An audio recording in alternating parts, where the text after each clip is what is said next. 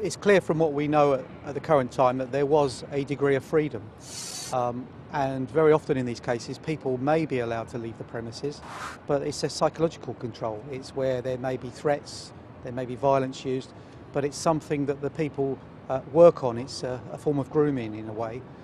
We are exploring what that is in this case and looking for the detail, but that's the kind of events I'm referring to, where people are controlled through coercion, threats, and situations like that. Clearly, the allegations and the investigation that we're conducting is about abuse, physical, psychological and mental abuse over a period of time.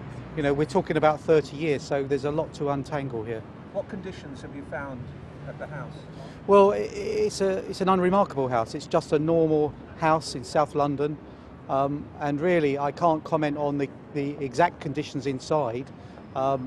It's part of our investigation about what conditions the actual victims on this experience. So it's not about the conditions of the house necessarily, it's about the conditions and the treatment of them. We've recovered 55 bags of evidence, which amounts to in excess of 2,500 exhibits. Containing what? Well, it's the various items, a lot of it is documentation, and clearly that will take a very long time to go through and read and decipher. This is a very difficult investigation. One of the things I have to be certain of is that I have got the trust of the victims. That is my priority here. I have to work very carefully with the victims.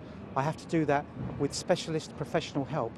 This isn't like other cases where you can just have a conversation with people and update them about the events that have taken place. I have to do this very slowly, and I have to make sure that they understand what the police are doing.